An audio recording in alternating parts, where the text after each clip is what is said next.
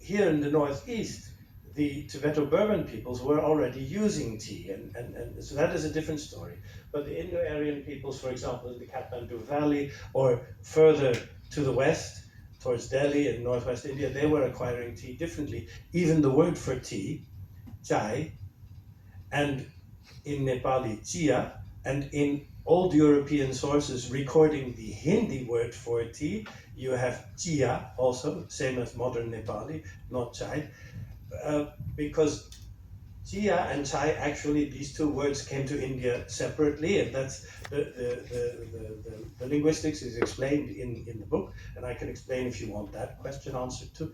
But that came that way in the north at a different time as tea coming in from the south. And then the importance of tea, nowadays we have computers and telephones that are very important, and weaponry that are very important in terms of the actual monetary value of the commodity in the world market.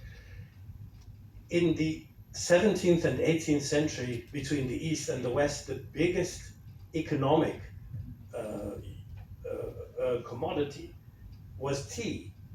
And so the Dutch and the English wanted to be able to take away the monopoly of tea. It wasn't a monopoly. You could also get it from Japan, but it was more expensive from Japan, as it is today. It was already then.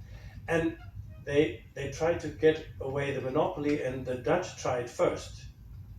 And the Dutch tried by taking Chinese people and actual tea cultivators, because you can't just have the leaf and then cut it and then you have tea. It doesn't work that way. You have to process it. How do you process it? How do you process white tea, green tea properly? So the Dutch got a whole shipload of Chinese tea manufacturers and put them in the harbor, collected them in the harbor, and then it wasn't like boarding a plane nowadays that everyone boards at a fixed time and that you arrive 2.5 hours before the flight. People would come in the course of a month or a few weeks, and they would wait in the harbor until the ship was going to leave. And then in the few days before the Dutch ship was going to leave, they found that all of these Chinese tea manufacturers, wherever they were lodged, were separately, individually murdered by the Chinese to prevent tea manufacturing knowledge from getting out of the country. And then the Dutch therefore tried to make it from scratch after planting the leaves in the Dutch East Indies, which is now called Indonesia.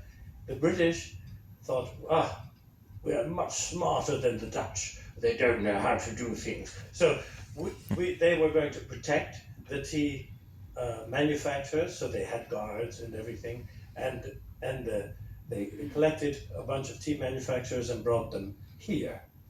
And when they arrived here, only when they arrived here did they find that they had been tricked by the Chinese, because they were not murdered, but none of them knew anything about tea. They were carpenters, or they were farmers, rice farmers. They had nothing to do about it. So they, here in India in the beginning, and also in Java, because the first non-Asian tea, or let's say colonial tea made by colonial planters that arrived in Europe, came from Indonesia, and then a few years later from Assam.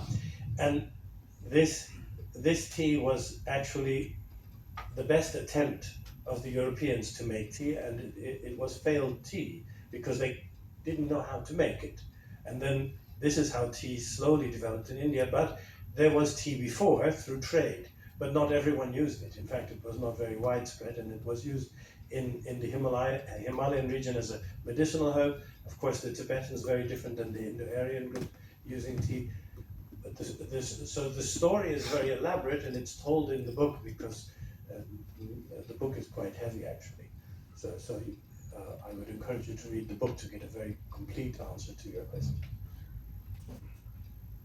We can take one more.